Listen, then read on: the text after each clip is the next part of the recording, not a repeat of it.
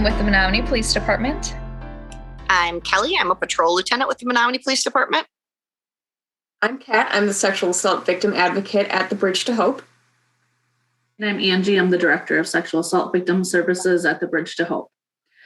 Thank you for joining us. So April is Sexual Assault Awareness Month. So this month we're going to be talking about sexual violence in our community. So what is sexual assault? Sexual assault is an umbrella term that we use to describe a wide range of unwanted sexual contact. Victims might be coerced into sexual acts through force, manipulation, verbal or nonverbal threats, violence, pressure, or other tactics. If consent is not given or is taken back, that is considered sexual assault.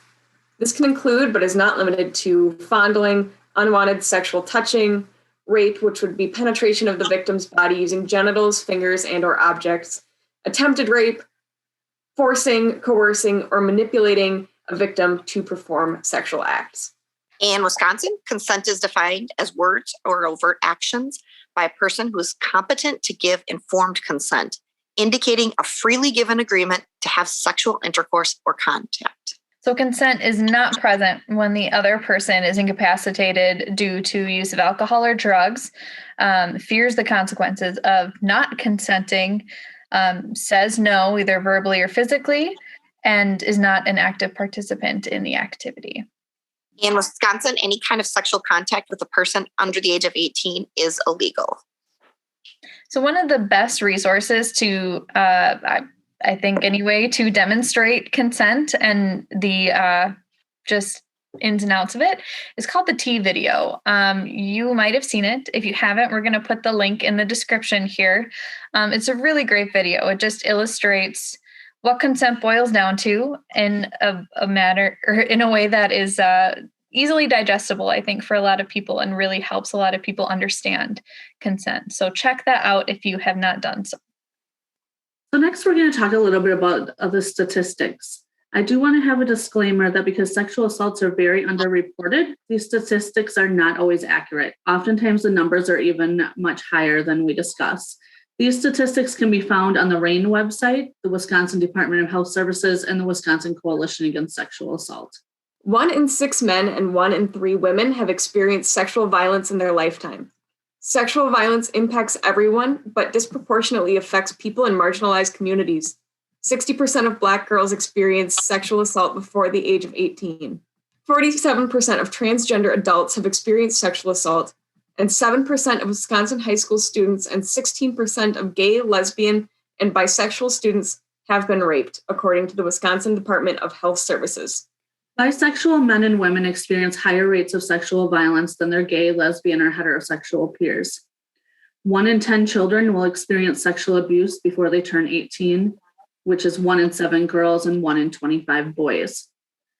Some numbers that we have at the Bridge to Hope. In 2018, we served 234 victims of sexual violence. In 2019, we served 219 victims, and in 2020, we served 214 victims of sexual violence. And these numbers are just folks with sexual violence, not those that came in for domestic violence services.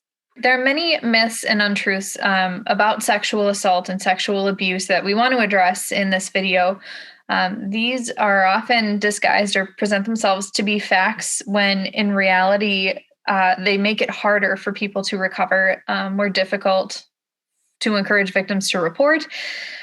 Because they tend to place the blame on the victim rather than the perpetrator. These can sometimes present themselves as community-held beliefs too, which adds an extra amount of pressure to victims not to report. All of these myths attempt to excuse the behavior of the perpetrator and imply that they are not responsible for their actions. The first myth we're going to discuss is that sexual assault is an act of lust and passion that can't be controlled. The reality is that sexual assault is about power and control, and it's not solely motivated by sexual gratification. The next myth is that if a victim of sexual assault does not fight back, they must have thought the assault was not that bad or that they wanted it. But the fact is, many survivors experience tonic immobility or a freeze response during an assault where they physically cannot move or speak. And also, oftentimes victims will go along with what the perpetrator wants to avoid being hurt or even killed. Next up, the myth is a lot of victims lie about being raped or give false reports, and rape does not happen that often. In reality, only 2 to 8% of rapes are falsely reported, the same percentage as that for other felonies. There's an average of 293,066 victims ages 12 or older of rape and sexual assault each year in the US. This means one sexual assault occurs every 107 seconds. Another myth that we want to cover is that a person can't be sexually assaulted by their partner or spouse, and the notion that most sexual assaults are committed by strangers, boiling down to it's not rape or sexual assault if the victim and the perpetrator knew each other. In all actuality, 1 in 10 women have experienced rape by their intimate partner or their spouse in their lifetime. And 60% of child sexual abuse cases are perpetrated by somebody that the child knows outside of their family, and 30% are assaulted by family members. So all in all, 90% of child sexual assault cases are by somebody that they knew. Another myth is that sexual assaults most often occur in public or outdoors. And to kind of piggyback off of what Brenna was saying, the fact is that 55% of rape or sexual assault victimizations occur at or near a victim's home, and 12% occur at or near the home of a friend, relative, or acquaintance. So these are places that people are trusting and familiar with. Another myth is that people who have been sexually assaulted tend to be hysterical or crying. But the fact is, everyone responds differently to trauma. Some folks might laugh, some might cry, and others just will not show any emotions at all. And I want to note that any of those responses are completely normal and valid. We all react differently to traumas.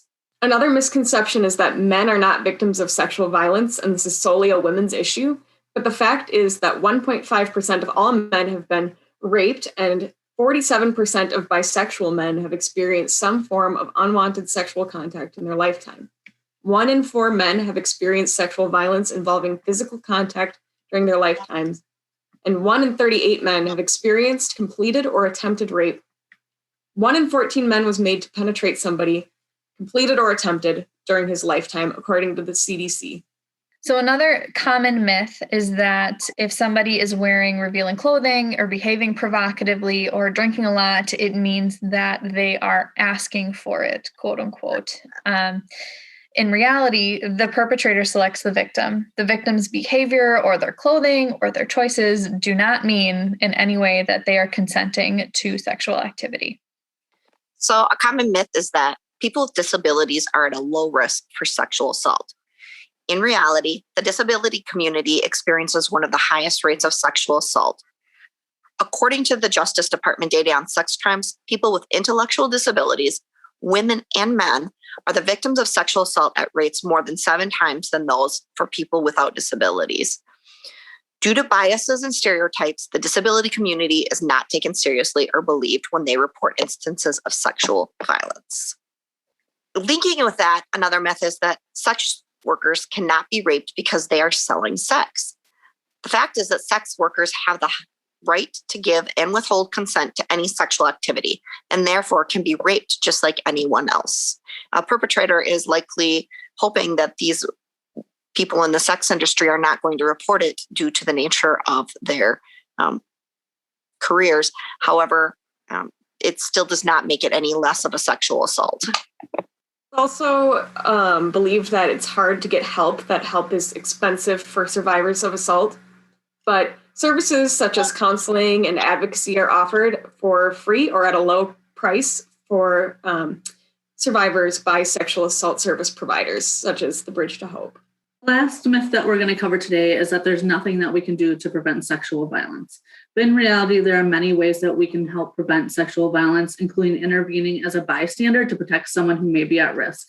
Other things that you can do is to call your local advocacy centers and your right crisis centers to see how you can volunteer or help.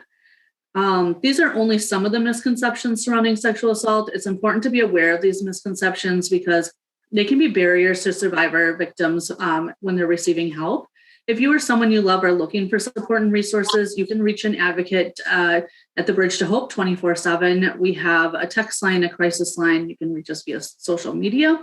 If you are not in our area, You can also find more information at the RAINN website, which is RAINN.org. You can also look at the Wisconsin Coalition Against Sexual Assault website, WCASA. They have service providers in all 72 counties. They have a nice little map there that folks can find a crisis center near them. I want to thank you all for watching this week, and please look out for our next 2 videos that will be coming out shortly, also revolving around sexual violence in our community.